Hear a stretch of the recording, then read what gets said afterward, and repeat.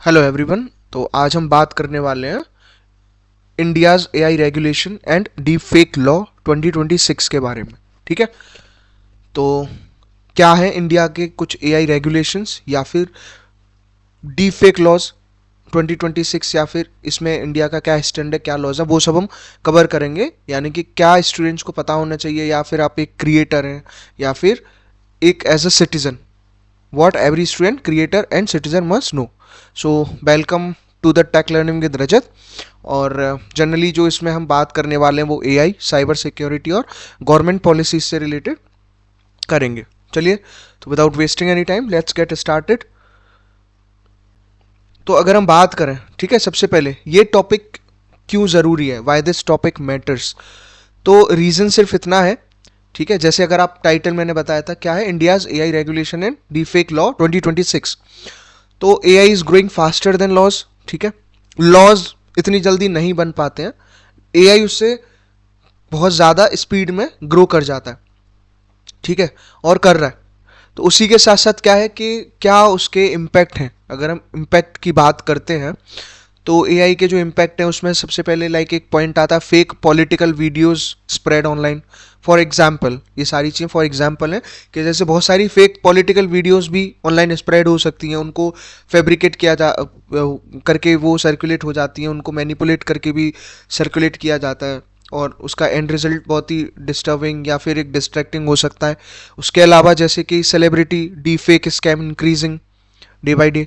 तो जो सेलिब्रिटीज से रिलेटेड जो स्कैम्स हैं डीप फेक, वो भी डे बाई डे काफ़ी इंक्रीज हो रहे हैं।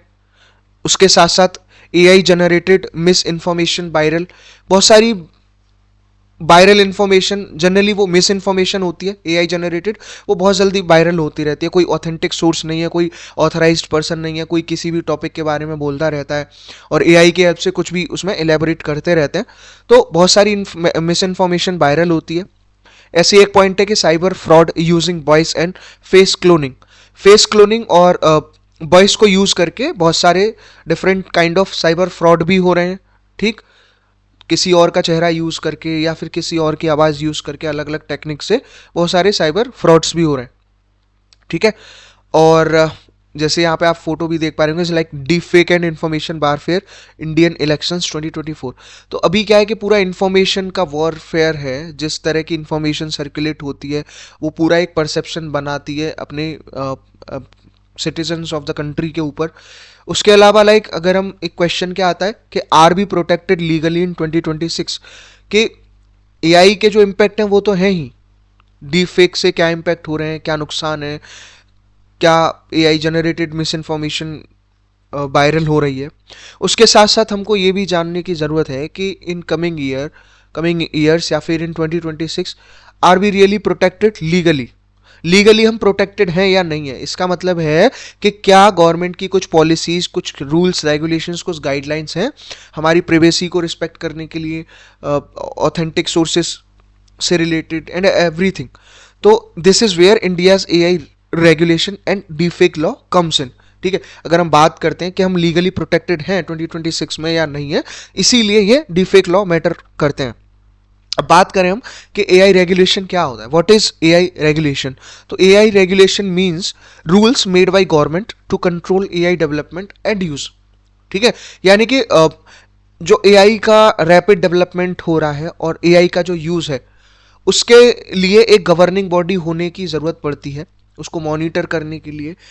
इसीलिए जो गवर्नमेंट रूल्स बनाती है एआई डेवलपमेंट के लिए, उसको कंट्रोल करने के लिए, यूज़ के लिए, वो एआई रेगुलेशन में आता है। उसके साथ साथ क्यों ज़रूरी है एआई रेगुलेशन का मतलब, इट एंश्योर्स, यानी कि ensuring AI is safe, fair, transparent and accountable. ये कुछ पॉइंट्स होते हैं कि एआई सेफ है या नहीं है, उसके साथ साथ फेयर है या नहीं है, ट्रांसपेरेंट है एंड अकाउंटेबल है कि नहीं है, एक रिस्पॉन्सिबल इंफॉर्मेशन प्रोवाइड करा रहा है या नहीं करा रहा है, ये सारी चीज़ें उसमें देखी जाती हैं। इसके अलावा preventing miss use for fraud, crime and miss information. AI regulation का यूज़ फ्रॉड के मिस यूज, फ्रॉड ना करे कोई, ठीक है, मिस यूज को प्रिवेंट करने के लिए, क्राइम्स को प्रिवेंट करने के लिए एंड मिस इन्फॉर्मेशन को भी प्रिवेंट करने के लिए एआई रेगुलेशंस की ज़रूरत पड़ती है। यानी कि एक पावरफुल एआई के साथ साथ अगर एक रिस्पॉन्सिबल यूज होता है तो उसी को हम रेगुलेशन बोलते हैं। नेक्स्ट अगर हम देखें, why India needed AI laws, India को क्यों जरूरत पड़ी एआई लॉज को इंप्लीमेंट करने की। रीजंस हैं, कुछ पॉइंट्स हैं, like AI can manipulate images, videos and voices. AI के हेल्प से इमेजेस को भी मैनिपुलेट किया जा सकता है, वीडियोस को भी किया जाता है, एंड वॉइस को भी मैनिपुलेट किया जा सकता है। तो इसको कोई गलत तरीके से यूज कर सकता है, इसीलिए एआई रेगुलेशन की जरूरत पड़ती है, एआई लॉज की जरूरत पड़ती है। नो क्लियर अकाउंटेबिलिटी अर्लियर, तो एआई लॉज से पहले कोई क्लियर अकाउंटेबिलिटी नहीं थी, ठीक है, तो हमें भी एक रिस्पॉन्सिबल सिटीजन होना पड़ता है। Cyber crime cases increased rapidly, cyber crime के जो केसेस हैं वो भी बहुत रैपिडली इंक्रीज्ड हुए। इसके साथ साथ डीफेक कंटेंट अफेक्शन की अगर हम बात करें कि क्या क्या डीफेक कंटेंट अफेक्टेड हुआ है, तो जैसे इलेक्शंस अफेक्ट हो सकते हैं। जैसे इलेक्शंस में क्या है कि अलग अलग पॉलिटिकल पार्टीज होती हैं, सबका अपना एजेंडा होता है, ठीक है, अब सबका अपना एक आइडियोलॉजी होती है, तो उनकी चीज़ों को फैब्रिकेट करके मिस इन्फॉर्म तरीके से सर्कुलेट किया जा सकता है। विमेन की सेफ्टी का एक बहुत बड़ा कंसर्न होता है डीप फेक में। पब्लिक का ट्रस्ट आया, एंड बहुत इंपॉर्टेंट होता है नेशनल सिक्योरिटी, ठीक है, तो ये सारी चीज़ों के वजह से एआई लॉज की ज़रूरत पड़ती है। So without laws AI misuse grow faster than innovation, तो जितना फास्टर इनोवेशन नहीं हो पाता, उससे ज़्यादा कहीं एआई का मिस यूज हो जाता है। अब अगर हम बात करें कि डीप फेक्स क्या होता है, व्हाट आर डीप फेक्स, तो डीप फेक बेसिकली क्या है कि deep fakes generally are AI generated fake videos, images और ऑडियो। डीप फेक का मतलब होता है कि किसी वीडियो, इमेज या ऑडियो का एक एआई वर्जन क्रिएट कर देना, एक fake AI generated version create कर देना, and they look real but are complicatedly fake. वो रियल जैसे अपीयर होते हैं बट वो एक्चुअल में फेक होते हैं। Created using deep learning models, ये जो डीप फेक होते हैं ये डीप लर्निंग मॉडल्स की हेल्प से इनको क्रिएट किया जाता है, ठीक। एंड कॉमन एग्जांपल्स की बात करें तो जैसे फेक सेलिब्रिटी वीडियोस बहुत ज़्यादा वायरल होते हैं, ठीक है, वॉइस क्लोनिंग स्कैम्स होते हैं, यानी कि आवाज़ किसी और की, हमको ऐसा लगेगा हमारे किसी फैमिली मेम्बर या नोन टू या किसी रिलेटिव की आवाज़ है, लेकिन वो एक्चुअली में फ्रॉड होता है, और हम उस ट्रस्ट में आ जाते हैं कि हम इस पर्सन को ओवर द कॉल जानते हैं, हमने इसकी वॉइस सुनी है और हमसे कोई वो हम किसी न किसी तरीके के स्कैम में फंस सकते हैं। साथ साथ एक पॉलिटिकल मिस इन्फॉर्मेशन, तो ये सारी चीज़ें आती हैं आपके डीफेक के अंदर। जैसे स्क्रीनशॉट में आप देखोगे तो deep fake growth in the 2024 election year, तो प्रॉपरली यहाँ एक एनालिसिस दिखाया ऑल ओवर द वर्ल्ड के 2024 इलेक्शन ईयर में क्या डीप फेक की ग्रोथ हुई, कैसे हुई, वो सारी चीजें। अब why deep fakes are dangerous, तो जैसे यहाँ पे मैंने एक स्क्रीनशॉट लगाया, ये वीडियो एक वायरल हो रही थी डीप फेक की, जिसमें आप पहचान सकते हो कौन कौन से इसमें लीडर्स हैं कंट्री के, ठीक है। तो ये क्या है कि डीप फेक क्यों डेंजरस होता है, क्योंकि डैमेज रेपुटेशंस इंस्टेंटली, किसी भी पर्सन की रेपुटेशन को बहुत इंस्टेंटली डैमेज किया जा सकता है और करता है। उसके अलावा spread fake news at scale, इसके एक प्रॉपर स्केल पे फेक न्यूज को स्प्रेड कर सकता है। Cause financial fraud, financial fraud भी एक बहुत बड़ा रीजन होता है, that's why deep fakes are dangerous. Elections को इन्फ्लुएंस कर सकता है, एंड ब्लैकमेल कर सकता है इंडिविजुअल्स को, ठीक है। इसके साथ साथ जो बिगेस्ट रिस्क होता है डीप फेक क्यों डेंजरस होता है, वो होता है कि people can not easily differentiate between real and fake content. Real and fake content के बीच में डिफरेंशिएट करना लोगों के लिए बहुत डिफिकल्ट हो जाता है। नेक्स्ट अगर हम बात करें इंडियाज डीप फेक लॉ 2026, ठीक है, तो जैसे कि आप यहाँ फोटो देख रहे होगे, ये एक पॉपुलर एक्ट्रेस है और इनका भी एक डीप फेक वीडियो वायरल हुआ था, ठीक है, जिसमें एकदम फेशियल फीचर इन्हीं के लग रहे थे। तो इसी तरह क्या है कि वॉइस का हो सकता है, पिक्चर, वीडियो, इनसे जो है एआई फेक एआई जनरेटेड उनको क्रिएट कर लिया जाता है। तो India introduced stronger legal measures, ठीक है, डीप फेक लॉ जो है 2026 में इंडिया के वो बनाए गए। उनका रीजन क्या है, डिटेक्ट डीप फेक एफिशिएंटली, जिससे कि डीप फेक्स को एफिशिएंटली डिटेक्ट किया जा सके। Remove fake content quickly, fake content को बहुत क्विकली रिमूव किया जा सके। Punish creators of malicious AI content, जो एक मैलिशियस एआई कंटेंट क्रिएट करते हैं या फिर मिस इन्फॉर्मेशन स्प्रेड करते हैं, तो ऐसे क्रिएटर्स को पनिश करना।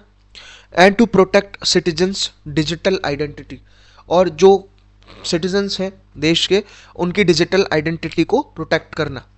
और डीफेक लॉ 2026 के जो फोकस्ड एरियाज हैं उसमें मेनली आता है cyber security, privacy, online safety and digital trust. ठीक, इसके अलावा अगर हम बात करें की रूल्स अंडर डीफेक लॉ, क्या क्या की रूल्स हो सकते हैं अंडर द डीफेक लॉ, उसमें आता है creating deepfake content without consent is legal.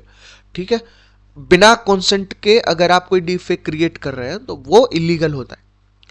Platform must label AI generated content, अगर कोई भी वीडियो है जो एआई के हेल्प से बनाया गया है, कोई भी पिक्चर है कुछ भी है, तो वहां पे प्लेटफॉर्म को प्रॉपर लेवल करना पड़ता है कि it is an AI generated content.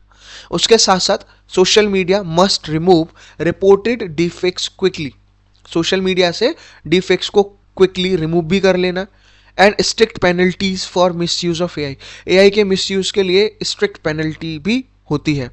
उसके अलावा रिस्पॉन्सिबिलिटी शेयर्ड बाई, क्या क्या रिस्पॉन्सिबिलिटी हो सकती है, like content creators, AI tool developer and social media platforms, इनकी हेल्प से ये सारे रूल्स इनके अंडर काम करते हैं। ठीक, चलिए नेक्स्ट आता है कि क्या पेनल्टीज एंड लीगल कॉन्सिक्वेंसेज हैं if under the deepfake law 2026। तो उसमें आता है कि deepfake law was are violated, कैसे कि हैवी फाइन इम्पोज्ड, अगर वायलेट किया जाएगा तो काफ़ी हैवी फाइन उन पर इम्पोज किया जाएगा। Jail time in serious cases, imprisonment हो सकता है। IT act plus criminal law sections applied, ये भी लग सकता है। इसके अलावा platform bans and account suspension, ठीक है, अकाउंट को सस्पेंड किया जा सकता है, पेंशन को ब्लॉक किया जा सकता है, प्लेटफॉर्म को बैन किया जा सकता है। ठीक है, यानी कि AI misuse is no longer a loophole, तो एआई का ऐसा नहीं है कि मिसयूज एक लूप होल है। उसके अलावा role of social media platforms, क्या क्या रोल हो सकते हैं सोशल मीडिया प्लेटफॉर्म्स के, like platform like YouTube, Instagram, X यानी कि previously known as Twitter, Facebook, इन सब पे क्या होना चाहिए, they must have detect AI generated fake content, fake AI generated content को डिटेक्ट करना। Act on user complaints fast, user की कंप्लेंट को पे फास्टर एक्ट करना। Cooperate with Indian authorities, Indian authorities के साथ प्रॉपरली कोऑपरेट करना। And maintain transparency reports, transparency report को मेंटेन करना, यानी कि no action is equal to legal accountability, अगर आप कोई एक्शन नहीं ले रहे तो आपको लीगली अकाउंटेबल होना पड़ेगा। अब एआई एथिक्स की अगर हम बात करें, कोर ऑफ रेगुलेशन, तो एआई एथिक्स में आता है क्या क्या चीजें होनी चाहिए, जैसे फेयरनेस, ट्रांसपेरेंसी, अकाउंटेबिलिटी एंड बाइस फ्री एआई, ये कोर रेगुलेशंस होता है, कोर ऑफ द रेगुलेशन है ये। ठीक है, यानी कि India promotes responsible AI not banning innovation, तो इंडिया मेनली रिस्पॉन्सिबल एआई को प्रमोट करेगा।